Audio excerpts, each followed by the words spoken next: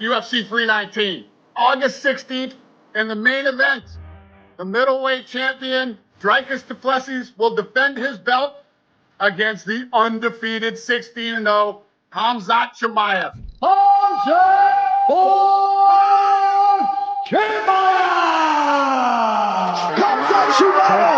One and done. Wants to see the show, I give the show. If I get the chance to finish somebody, I do it. Canada! Life is real! Coming for everybody! Kill everybody! If I smash everybody, the belts will come. Middleweight champion of the world, Whittaker, still not Du Plessis! Good shot. Shoots right hand! Fight gets to That has been my goal from the first day in the UFC, is to be champion and ultimately be the greatest fighter of all time. Plessis, Demetrious Du Plessis remains the man at 185. It would be amazing to beat him for my legacy. I want to be the greatest to ever do this. But Khamzat's next. Khamzat is next.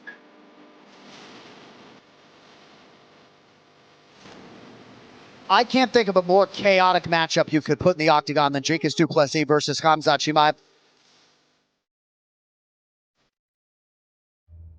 For one man, UFC 319 was a coronation. For the other, it was a reckoning.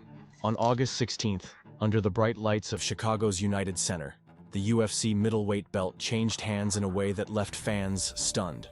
Not because of a shocking knockout or a highlight reel submission, but because of something else entirely.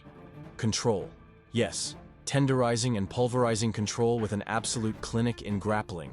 Well, wrestling to be precise, aka the art of domination. And while it did lead to Khamzat Chimaev walking out of the arena with UFC gold, pretty much unscathed and still undefeated, the fight left the entire UFC fanbase's knickers in a knot, and some just right out bored, questioning why they spent their hard-earned money to watch two grown-ass men roll around on the floor. Let us tell you why. But before we do so, make sure to tune into our videos by subscribing to our channel and hitting that bell icon for more videos and updates like these. We come with an extremely controversial but popular take. Is grappling ruining the UFC? As of right now, this question tears through social media, with the entire fan base in a split, with most mainstream viewers sharing this opinion. Here's the thing.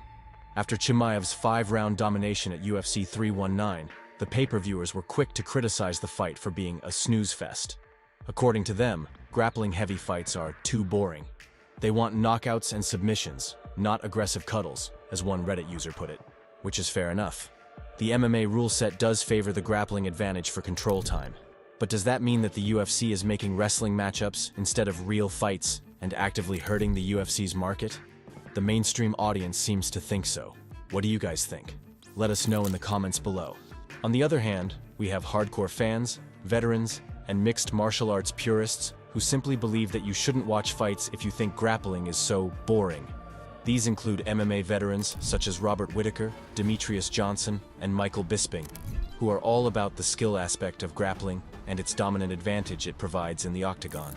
Demetrious Mighty Mouse Johnson shot back at the anti-Khamzat comments during his YouTube livestream post UFC 319, saying, "If you guys don't want to watch grappling and wrestling and jiu-jitsu, don't watch UFC," Johnson said. "Go watch One Championship, go watch lion fighting, go watch Glory." According to him, the fans are making it to be a bigger deal than it is, he expressed matter-of-factly. He spat out, saying next time if they don't want to watch a fighter like Khamzat with a grappling style, just turn the TV off. The funny thing is, leading up to the fight, Khamzat had pretty much nobody to bet on him, from sport veterans to casuals. This, by the way, included Mighty Mouse, who thought that Demetrious was going to take the win with his unconventional style that can steer the fight to his way. Guess Mighty Mouse is going to have to take that L along with Demetrious. So what really made the difference for Khamzat? Let's find out in our segment of Fight Analysis at Fight Lab World.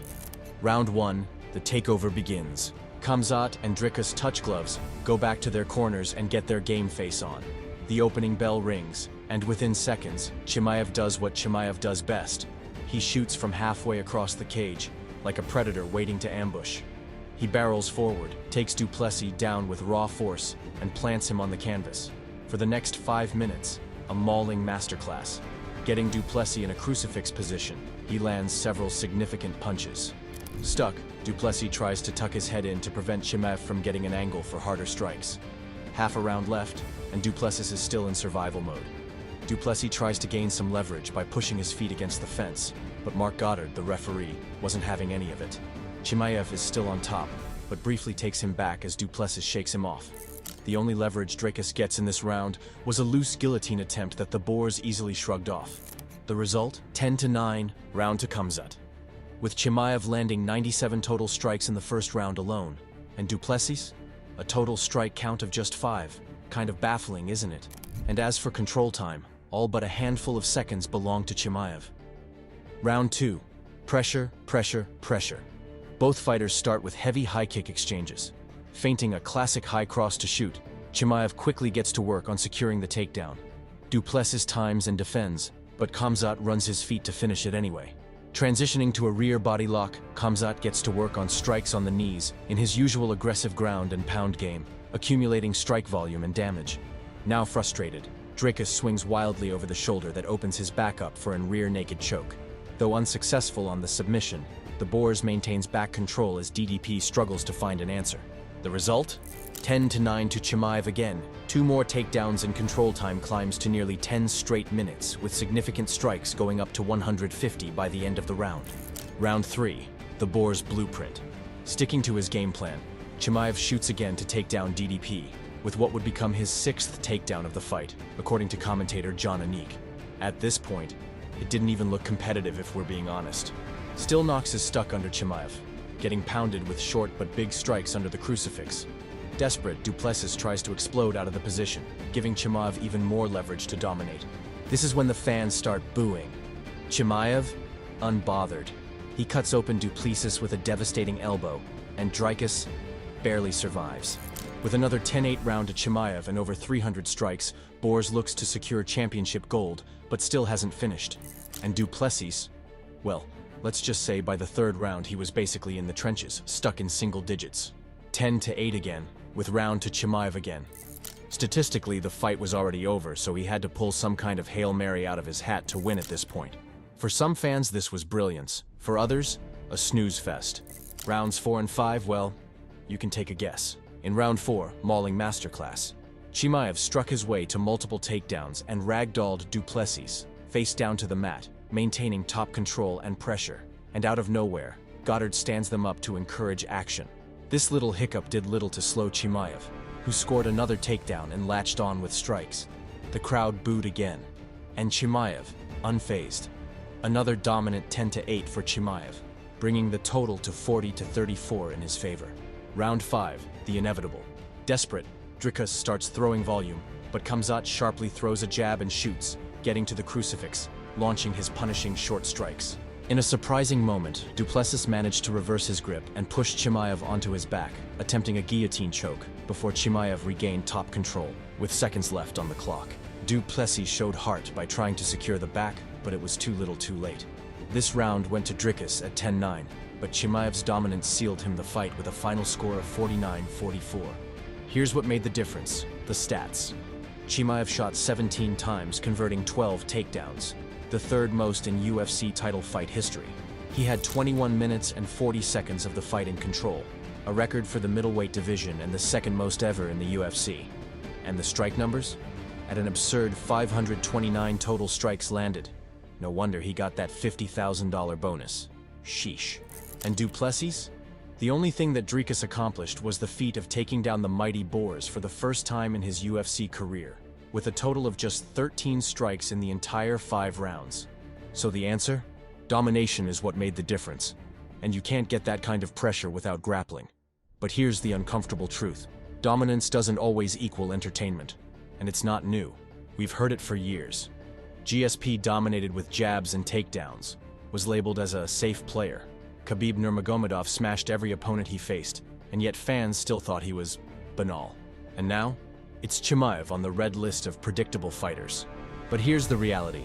Grappling isn't just part of MMA. Grappling is modern MMA. Let's not count out Demetrious Du Plessis either. a former judoka and wrestler. His MMA base got him wins over Adesanya, Whittaker, and Strickland. He was supposed to be unpredictable, dangerous, the man who cracked codes, right? Why did he choke against Chimaev? There were 0 answers for the chain wrestling, no ability to create space, and just 13 significant strikes landed. So, is grappling really killing the UFC? It depends. Hardcore fans see technical mastery and progress of the sport. But the casual fan buying pay-per-views? They want knockouts, they want blood, they want highlight reels. Because a mat return to crucifix doesn't trend on TikTok the way a head kick knockout does now, does it?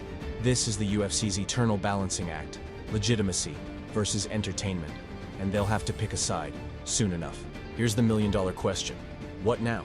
Does the UFC match Chimaev up with strikers like Israel Adesanya again to chase the drama? Or do they let him reign in a way that risks losing fans? Let us know in the comments below. Smash that like button and subscribe to Fight Lab World for more breakdowns of the biggest fights in MMA.